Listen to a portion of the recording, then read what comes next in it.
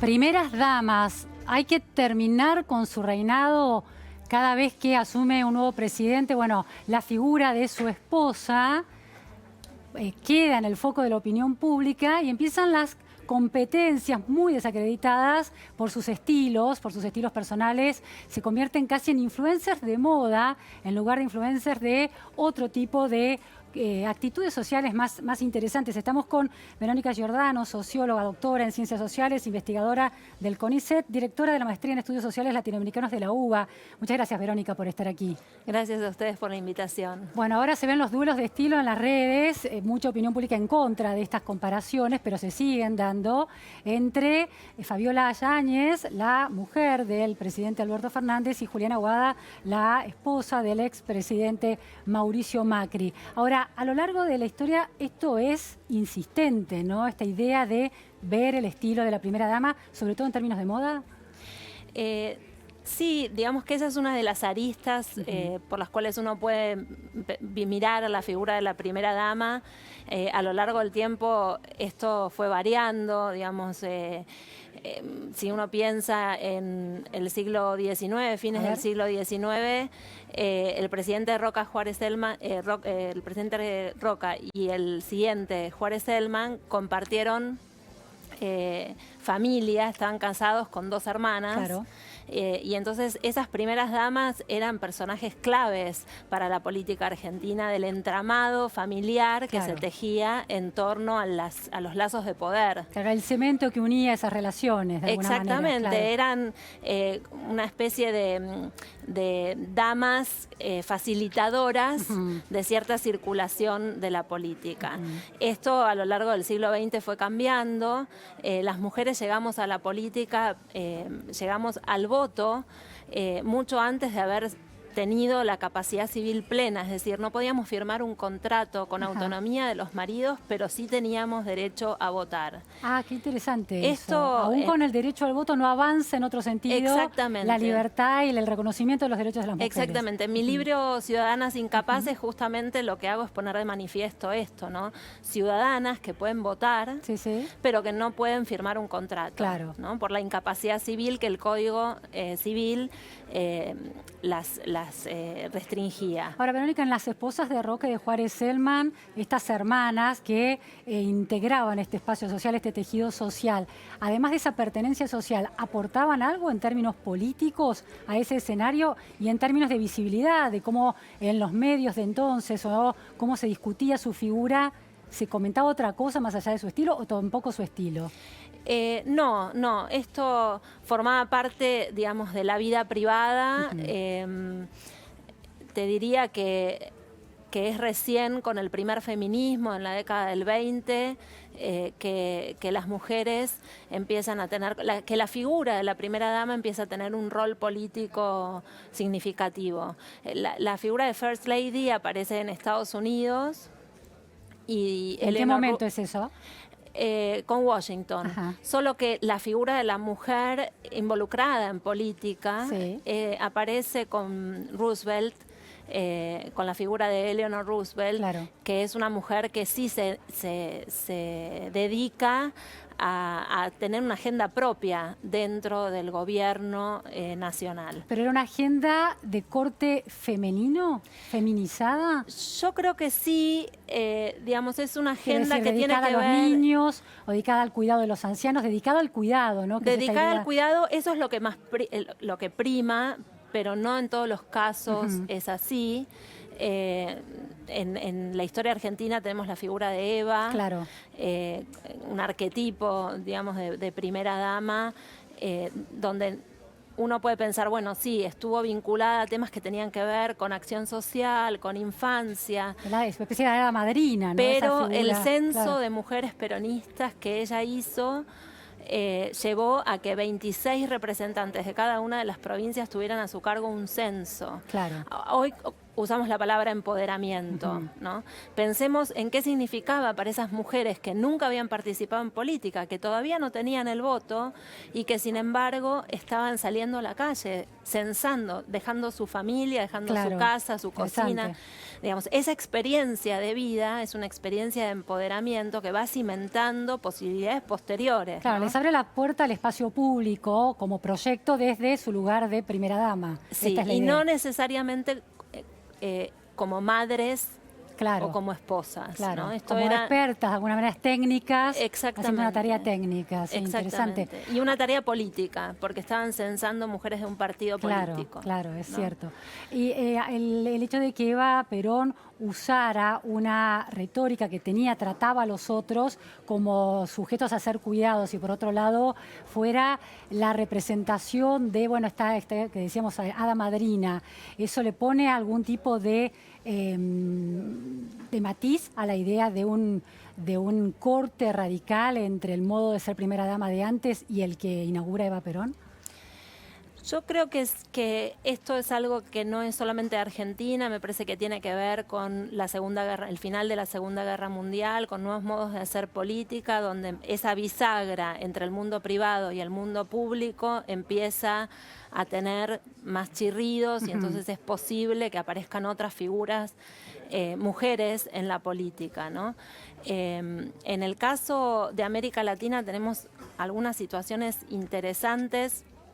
En el caso de Perú, Susana Higuchi, la esposa de Alberto Fujimori, quiso presentarse a elecciones y su marido, que en ese momento estaba pidiéndole el divorcio por una diferencia política y personal que habían tenido ellos como matrimonio, pone en la ley la imposibilidad de las esposas de los presidentes de presentarse a cargos electivos, ejecutivos. Claro. O sea, que reduce el rol de primera dama, esposa de, y no le permite pensar crecer que la primera políticamente. Dama, claro, que lo anula como plataforma política, como envión político. Sí, de hecho ella no puede, digamos, armó su partido y no pudo finalmente presentarse a elecciones, una mujer que después lo acusó de violencia doméstica, de violencia política, de tortura, digamos.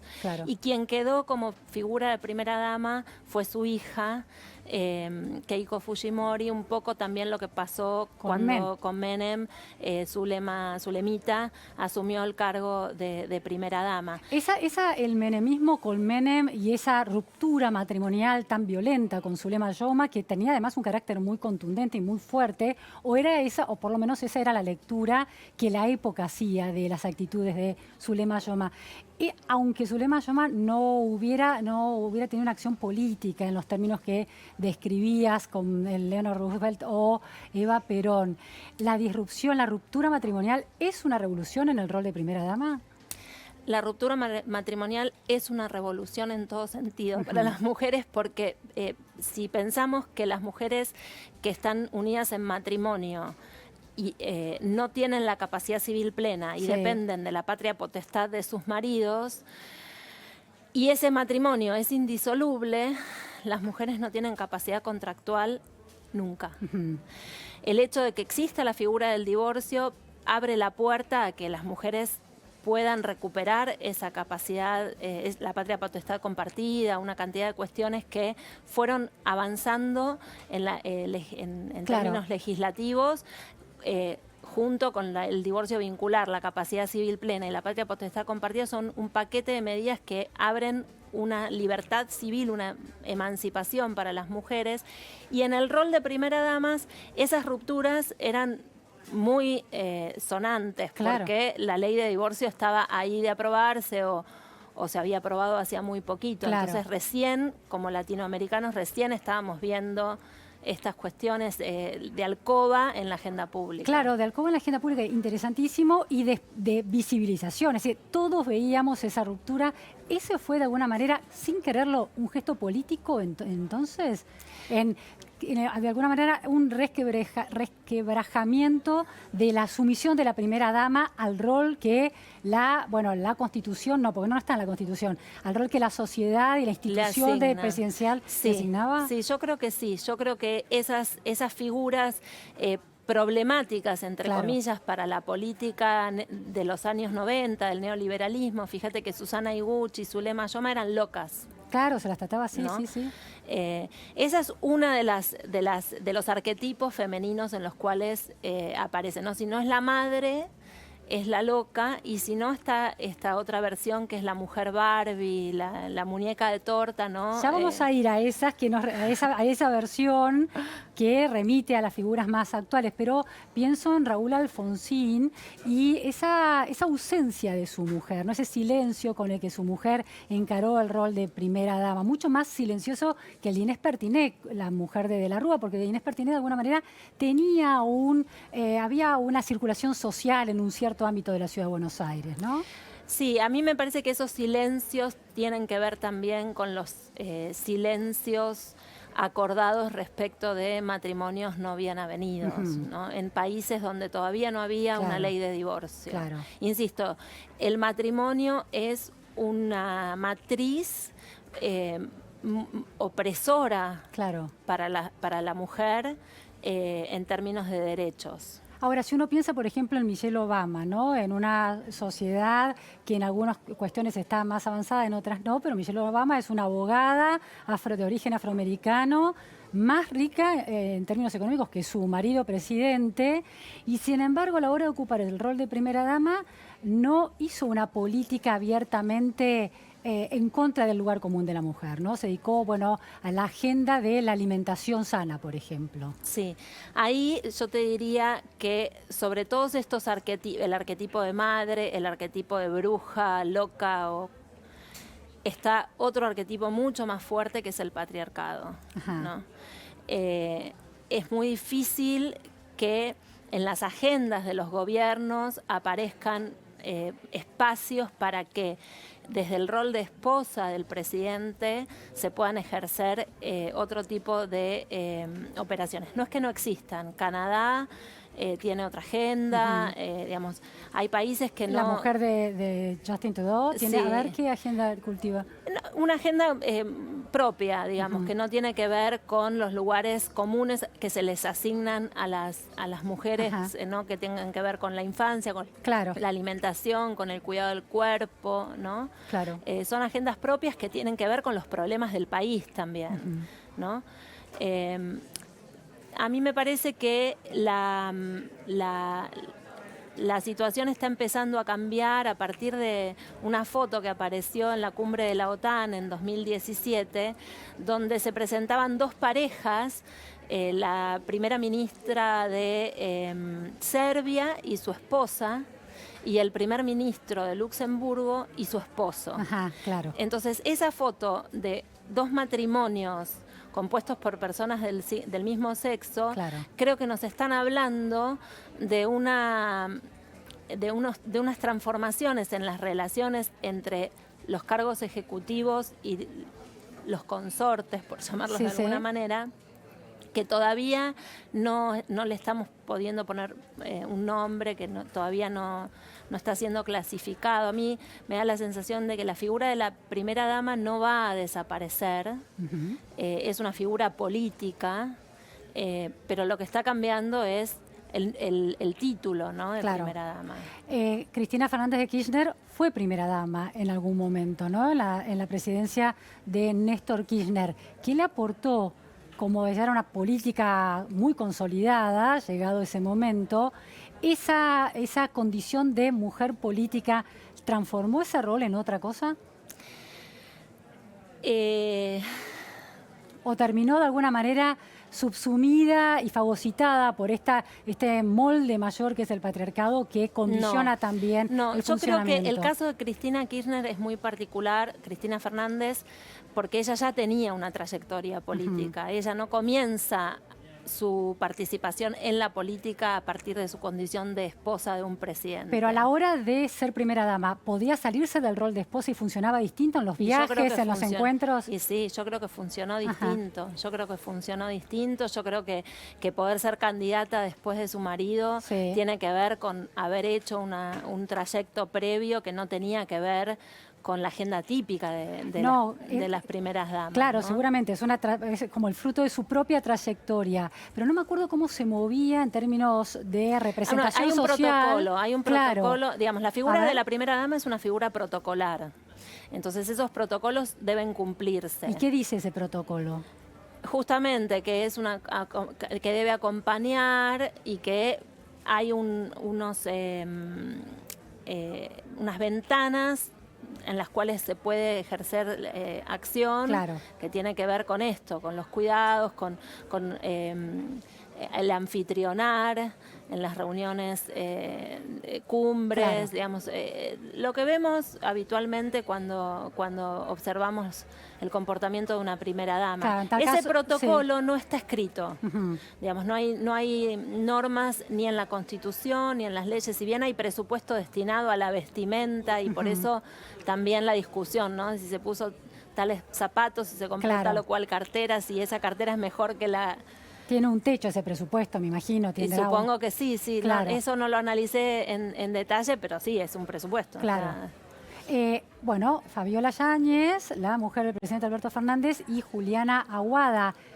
En términos de, más allá de su apariencia y de su look, en términos del modo en que ejerció Aguada su rol de primera dama y el modo en que lo está ejerciendo Fabiola Yáñez, ¿hay alguna diferencia? Es muy pronto, creo, todavía para emitir algún juicio, digamos, con sustento, ¿no? Alberto Fernández asumió hace muy poquito, yo creo por el comportamiento que uno ve en los medios de Fabiola Yáñez en Europa, uh-huh. Tiene un perfil bajo y una agenda acotada.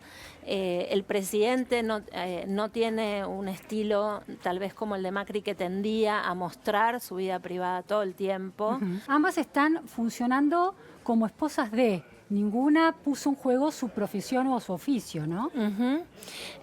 A mí me parece que la diferencia más grande que hay entre ambas figuras tiene que ver con el universo de sentidos que activaron desde un comienzo. En el caso de Fabiola, cuando ella refiere o los medios refieren a su agenda, hablan de políticas públicas, políticas sociales. Juliana Aguada era una figura que estaba mucho más vinculada a el universo de sentidos asociados con la caridad, con la beneficencia. Uh-huh. ¿A qué políticas sociales te referís de Fabiola Yáñez? Cuando, insisto, todavía es muy pronto uh-huh. para poder ver cuál va a ser el desarrollo. Sí. Tengo la sensación de que lo que se instaló, por lo que estuve mirando en los medios, es que va a tener una agenda acotada con políticas referidas a políticas sociales, uh-huh. políticas públicas que van a tener que ver seguro con cuestiones de familia, claro. cuestiones, reponiendo ese universo, ese mismo universo, ese universo privado en lo público. Pero no me parece un dato menor que estemos hablando de políticas, uh-huh. ¿no?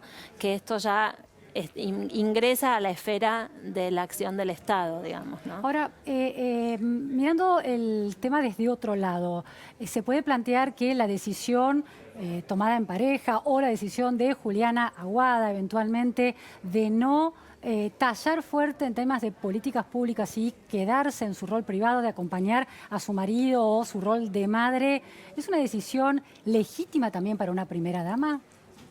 Y no necesariamente tiene que ver con un matrimonio mal avenido, como uno podía sospechar, el silencio de alguna primera dama en algún momento, sino con la decisión de cultivar su vida privada. Sí, es absolutamente legítimo. Uh-huh. Desde mi punto de vista resta, porque la primera dama, insisto, es una figura política. Uh-huh. Entonces, dejar a la mujer en un espacio tan restringido como el jardín y la huerta, es perder oportunidades claro. de profundizar en agendas de derechos que las mujeres necesitamos. Claro. Las mujeres, los hombres, la sociedad. Claro, ese proyecto político abrazado por un marido que gana la presidencia, la mujer tiene que tomar una decisión de cómo, de alguna manera, es una oportunidad política hacerlo, para transformar claro, el mundo. Claro. Entonces creo que ahí hay una responsabilidad también y que tiene que, digamos, legítimo por supuesto que es, porque insisto, no hay... En estos protocolos que tienen más que ver con usos y costumbres que con la letra escrita, sí, sí. No hay nada que diga que la mujer de un presidente, la esposa de un presidente o la novia o la pareja sí, sí. Deba ocuparse de tal o cual cuestión. sí sabemos que tiene la oportunidad de hacerlo. ¿Podría ser interpretado un gesto político la decisión como ama de casa de seguir siendo una ama de casa y es casi un ejercicio pleno de su libertad y en eso es un posicionamiento político? Yo pienso Pienso en el marido de Angela Merkel, que no se Sí. muestra y es un científico, pero que tiene una actitud absolutamente silenciosa. Sí. ¿Podría interpretarse, digamos? Yo creo que puede interpretarse en esos términos. De todos modos, también hay tradiciones políticas en las cuales estas figuras se insertan. La tradición política latinoamericana es muy diferente Claro. a la alemana y el matrimonio en la tradición hispanoamericana es una figura muy fuerte. Claro, entiendo. Muchísimas gracias, Verónica, por estas precisiones en torno, bueno, a este duelo de estilos entre las primeras damas que tiene un costado mucho más interesante, tal como desarrollaste. Gracias. Muchas gracias a